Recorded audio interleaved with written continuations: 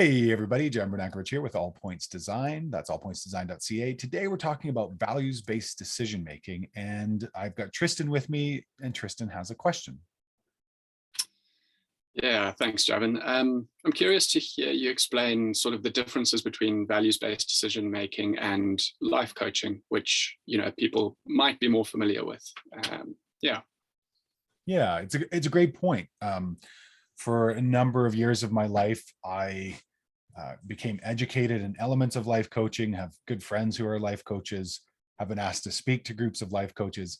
And that's probably a great place to start. I was recently invited to speak to a group of, I think it was about 45 life coaches. And one of the reasons they asked me to come and speak is because so much of my life design work, as opposed to my land design work, is informed by my land design work and vice versa. So we are ecology. It's one of these things that we've forgotten. We've paved paradise and we've forgotten that we actually came from 4.5 billion years of natural R&D on our planet. And the ecological principles and practices and life affirming elements of our planet completely apply to us. And what I found in a lot of life coaching, not all of it, but a lot of it was very much endpoint focus. It was very objective focus. It was how do we get you there? And it was about training the person to get to a certain state. Well, not even a certain state, a certain reality. Like we will get the job, we will have the car, we will increase your VO2 max. That, and I don't know if it, and some of the life coaching I was exposed to, not saying all of this, obviously there's a great place in the world for life coaching, but some of that life coaching is very much about pushing. It's about pushing somebody forward.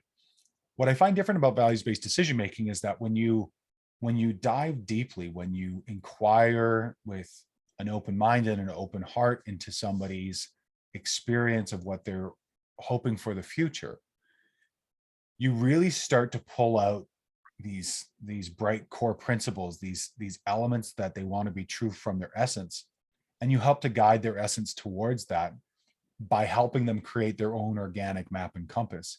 In many ways, voice dialogue is the antithesis of life coaching because it pretty much makes the facilitator obsolete as soon as that context is out. So it brings this sense of here's how to create your map and compass. You'll need to recreate it routinely as your life changes, as what you want changes. And here's how to operate it. And once you have it, kind of like a pair of cross-country skis or a pair of hiking boots, you can go as far as you like. That doesn't mean that there aren't folks that will call up and say, hey, I need some help in this situation. I need some help navigating this decision. But it's the tools to get the job done. It's the decision-making process that allows you to make many decisions. It's the one decision that can help you make 1,000 decisions. If you have a principle, a client of mine recently, they were chatting about how they had this principle of we close loops before we open them, and our time is luxurious. And they've got 75 acres. They're developing a homestead, and their family came to visit. And they said, great, what new project do you have for us? We love doing new. And there was this feeling, when mom and dad come to visit, to oblige and give them a new project. And they sat with it and they were like, oh, wait a second, we're doing this context work with Java. And I think this is exactly the time. And so they sat down and we're like, well, giving them something new doesn't hit these two pieces of our context.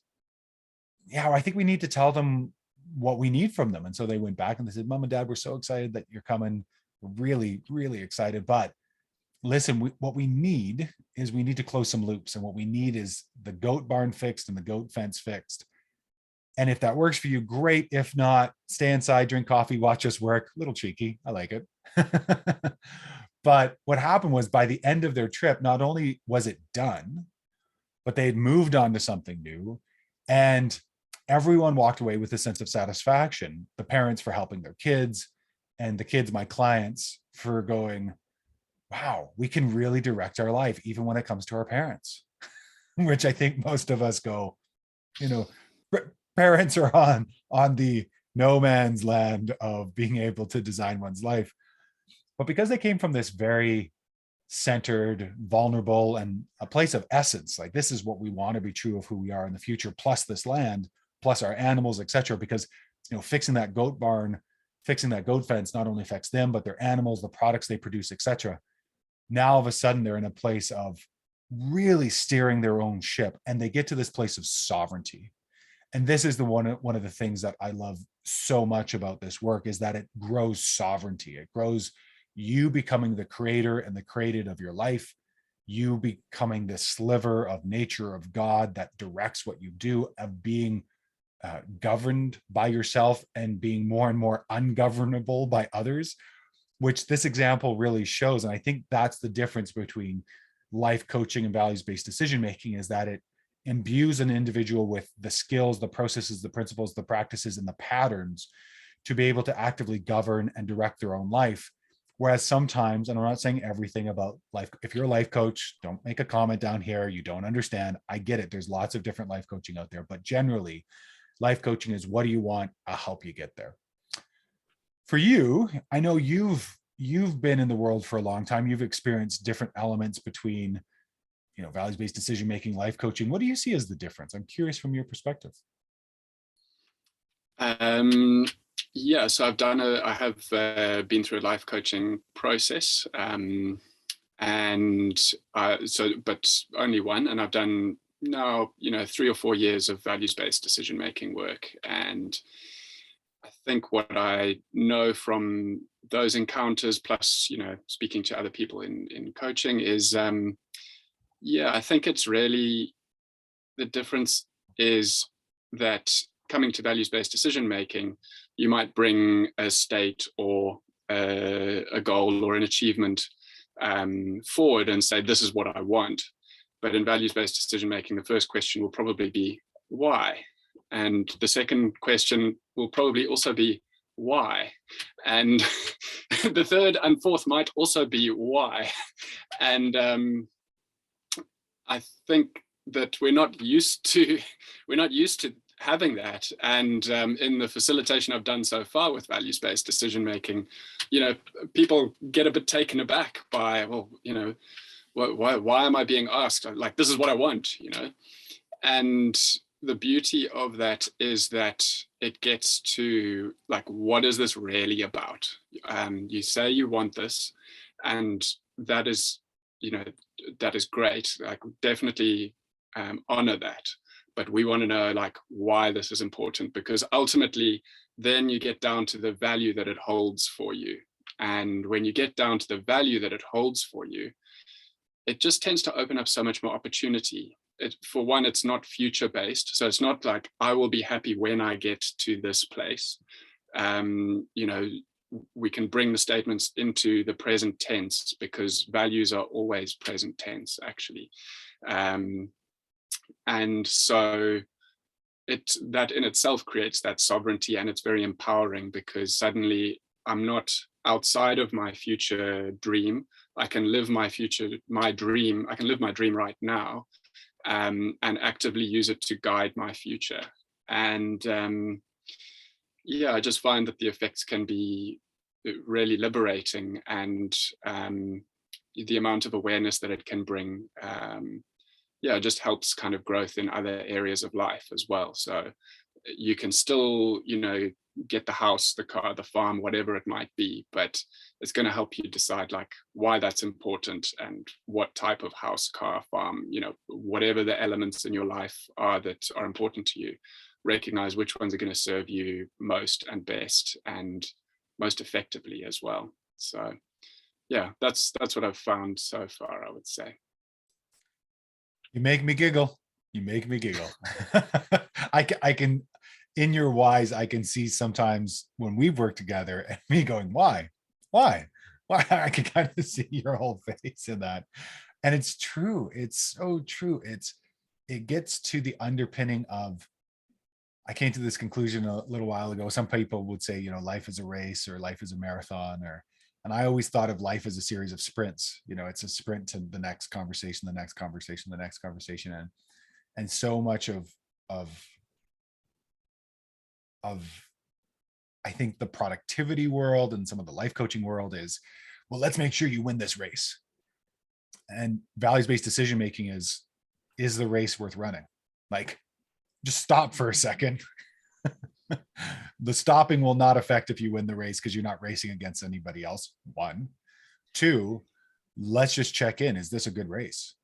Like, is at the end of this goal, at the end of this race, the end of this tape finish line, is that actually what you want? And this idea of reassessing, where do we want to be, what do we want to be doing, where are we at in this moment, I think that's what makes it so different, is that it's a fundamental asking of where are you coming from, and then a way of helping you put that as the finish line. And then all of a sudden there's all these little mini races, like, okay, yeah, I want the house and I want the car, I want the job, or I want to have effect in this world. And all of a sudden, when you think, well, the way to have effect is to, for a lot of people who come from the permaculture world, I'll take a PDC and I'll start designing land. And then when you dive into that and you go, well, you want to have effect, and you dive into, should you actually be designing, should you be designing a business, and should you be designing land in that design business? When you ask those questions, it goes, oh, wait a second, there's so many other skills that I have right now that I don't have to go and learn, because I have them and I can be effective tomorrow. I think that's one of those wonderful endpoints, results of values-based decision making, that gets people into a place of joy, satisfaction, a sense of self-worth so much quicker than let's just get you to finish the race. So I so appreciate that. I've just got one more thing to add, because I think the race analogy is a great one. And having worked in the sports industry as a journalist for some time, it's a familiar one as well. But you mentioned winning the race. And I think one thing that's worth adding is how do you, okay, we've decided this race is important to you and you really do want to win it, and this is why, but how do you want to do it? And it's the same with the permaculture design or the permaculture farm. How do you want to do it? I've designed and implemented a permaculture garden myself that I, was very goal focused about, this is the design and it's all got to be in there, and forgot the how do I want to experience this creation, and not actually stopping to pay attention to that. So, you can win the race and, give up your values, and you can cheat and beat other people through those means because those are the values or whatever. Equally, you can cheat yourself in many ways by not recognizing the how of what you not recognizing how you want to create something for yourself. Wow. Yeah. Yes. That. Mm-hmm. Yeah, you can cheat yourself by not asking that deep fundamental question of, where am I ending up?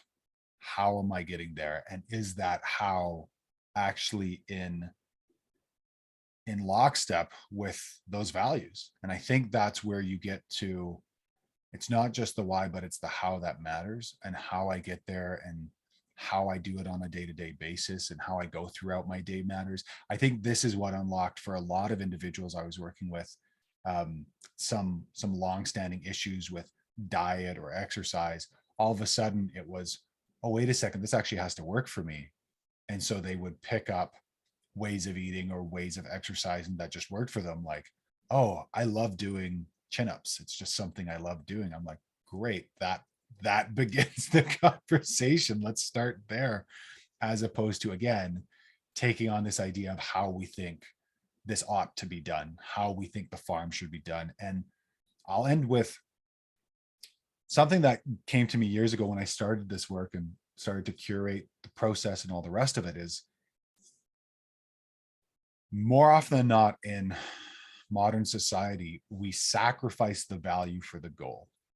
As you were talking about, you win the race, but did you cheat? Did you steal? Are you burnt out? Are you broken? Are you injured? And when you flip those, instead of the goal is more important than the value, now the value is more important than the goal, you never sacrifice your quality of life.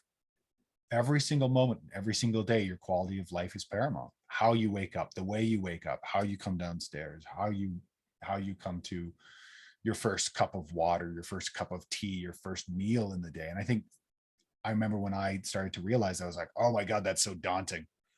And then when I got into it, I'm like, no, it means I designed every aspect of my life and I love all of it. And that level of joy just has almost no ceiling, because every time you augment or change or articulate your life, it becomes a little better. Tristan, thank you so much. That was a very rich conversation. For everybody else that is watching and going, values-based decision making, that's enough to make me interested. There's a couple of ways to work with values-based decision making. One is one-on-one with myself. The other is we have upcoming group course. Take a look at the links below. And then there's the self-paced process. So you can go through this yourself if you're one of those DIYers that just likes to do it yourself. Remember that if you don't design your life, it'll be designed for you. And it's always a good time to redesign your life. We'll see you in the next one.